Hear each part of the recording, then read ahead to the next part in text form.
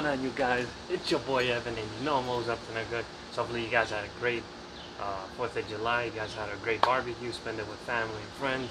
Now today we're back in business. As you can tell, we got the Jeep SRT8. So we're gonna go ahead and we're gonna actually compound and polish it, bring the paint back to life.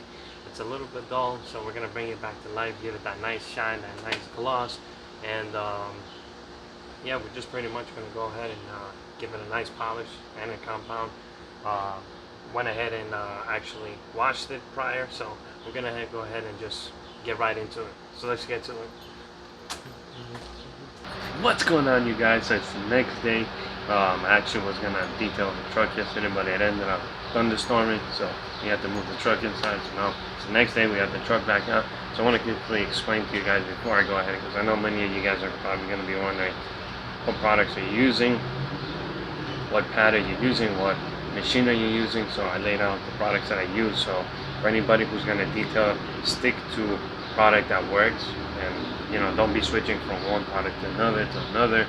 Just stick to one product, get the little hang of it with the machine, and see if it actually does anything, and then go from there. So pretty much the stuff I've laid out is basically V36 and V38, and then we have the travel sizes. So I use these two small bottles on each side whenever I go to somebody's house or I go to detail somebody's vehicle. So these little ones come in handy. The bigger ones are the ones that I use mostly here at the garage. And now I need to get the V34 and the V32 in a big size bottle.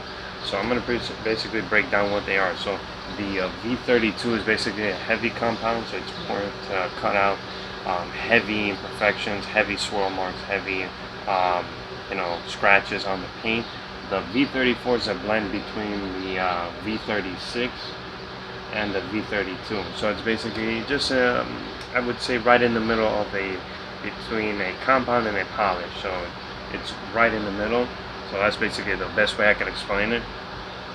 The V36 is more like a cutting polish, and then the V38 is more like a finishing polish. So you can go ahead and use, so we have to actually, before we get to that, we have two pads here laid out. So most of the times I use orange one. The orange one is more like heavy to medium cutting, and then the white one is more like medium to light polishing pad. So many guys have used the V36 on the heavy orange pad. Many have used the V32 and then used the V36 on the white one. So you have to play with it to see what really works. Most of the times my go-to is the V36, and then I ended off with the V38. It usually does just enough, but if I know that the paint's going to be a little hard, or the scratches aren't coming out as I would like them to come out, I would then go to the V32 and then hit it off with the white one on the V38. So just basically trial and error, just watching videos online and seeing which ones people use, and just playing around to see what really works. So this is the layout that I'm using. Now whenever you guys polish and compound, always have the pad on the actual machine. Don't have the pad sticking out, don't have the pad sticking in too much, or whatever the case. Make sure it's nice and flush in the middle. Apply even pressure on the machine and start it off about 1,000, just to evenly spread it out, and then go up to 5,000 on the machine, and just by turning the dial, and then just slowly just work its way around the paint, getting all the imperfections, swirl marks out. So that's pretty much how I do it. So I'm going to grab the machine, I'm going to show you guys doing the rest of the hood, and then this way you guys can get an idea of how it basically works. So let's get to it.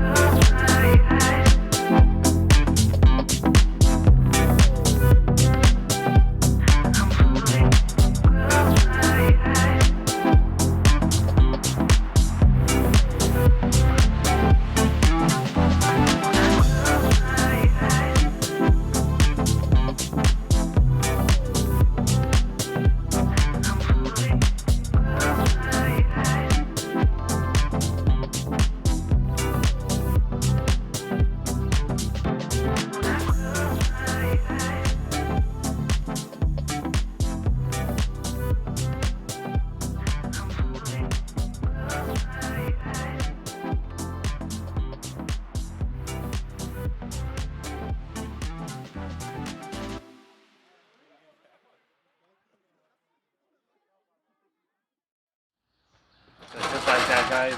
That's how you compound. So just you know, make sure you apply even coats on the pad. You know, apply even pressure on the machine. You don't want to you know, tilt the machine as you're polishing or compounding. You want to keep it nice and flat on the surface with a good amount of pressure, not too hard, because you don't want the machine to vibrate and not cut anything. So just take your time, go slowly, work it in. It's a little hot today, so that's why you may see all that stuff coming up. But just slowly work it in. You can tell the paint is coming out a lot better. You know, make sure you clean the pad. I gotta clean the pad. I haven't cleaned it. But that's pretty much it. Just gonna take my time. I'm gonna compound the whole truck, and then I'm gonna go ahead and polish it. So I think we're doing good so far.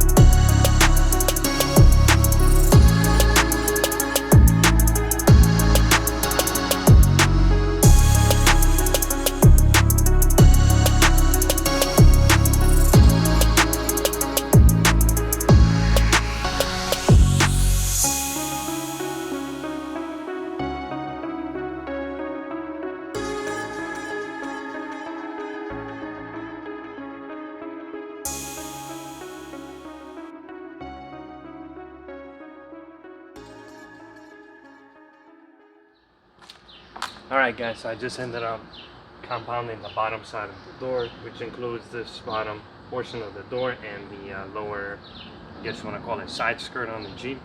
So I just took my time. I didn't record it because it's the same process. I just took my time, did it on the lower speed on the border cable, so this way nothing, breaks or shakes off or whatever can happen.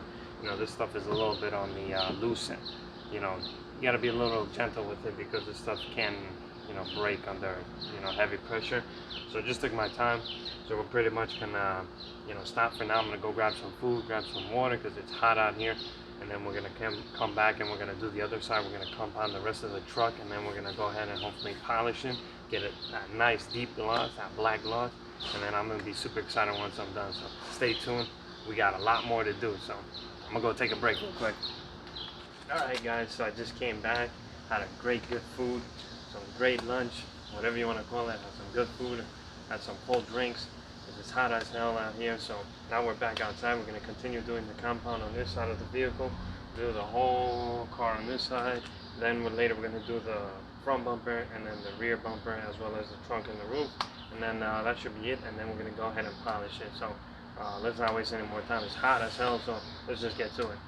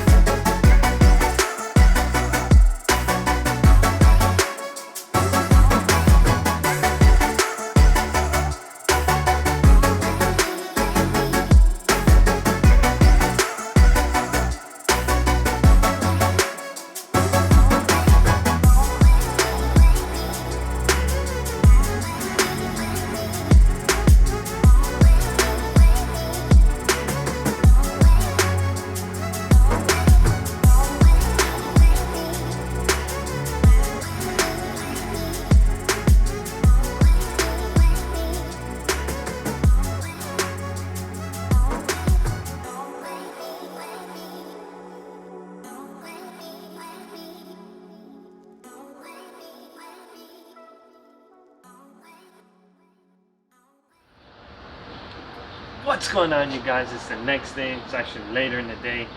Ended up compounding the rest of the car, which included the front bumper, which I forgot to finish later that night or the day before, as well as the back bumper. So I got that all done. Spent a little time vacuuming the inside of the truck. Now I'm going to go ahead and polish the rest of the car, give it that nice deep gloss, throw a nice sealant on top of it, and pretty much I'm going to show you doing the polishing process, because it's the same step as doing the compound. So there's no point of me watching, you guys watching me doing the polishing process, which is the same exact step. So I'm not going to bore you to death, but once the whole car is polished, I'm going to throw that nice sealant on. I'm going to show you the final product, or the finished product. Show you guys like a walk around of how the truck looks, and then hopefully you guys enjoy it. So definitely stay tuned. I got a lot more work to do and a lot more to see. So stay tuned, and I'm gonna get right to it. Alright, so I know many of you want to see a little walk around of how the truck looks after a complete compound and polish. I think it came out amazing. Got a nice deep gloss. Now there is some, you know, rock chips, paint chips, you know, scratches that don't come out. Obviously, this truck is a 12-year-old truck, so you know you can never keep any car wherever you live in perfect condition. So that's to be expected. Nice wheels are shining. I mean, the wheels are nice and shiny. I do have to do brakes, so you guys let me know what color I should do the brakes. I have to do brakes and rotors, so I figured I might as well condition the brake calipers. Maybe I do them in the same color they are, maybe change them up, but you guys can let me know what I should do to them in terms of color. So that's how the truck pretty much looks. As you can tell, the paint is looking amazing. Going around the back, looks pretty good. The paint is nice and shiny. So that's how the paint looks.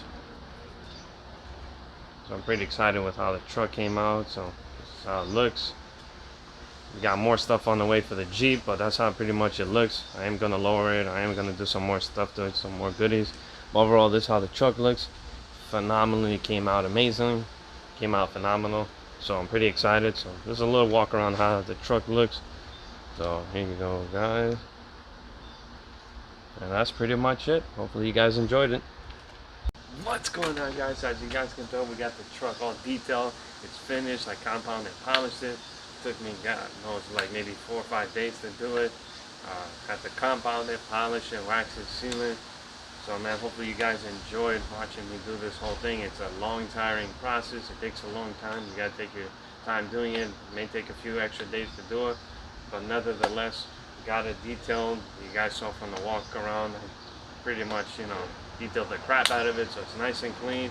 Got that nice deep gloss on it. So you know, that's pretty much it. You know, you gotta take your time to, you know, get these cars, you know, looking nice and clean. You know, sometimes they need a detail, sometimes they don't, but this one needed it because when I was dragging the washman across the paint, it was giving me like a rough feedback. So you know, we got that done, so I'm pretty happy. The truck came out amazing. And with that being said, guys, I'll definitely be catching you guys in the next video.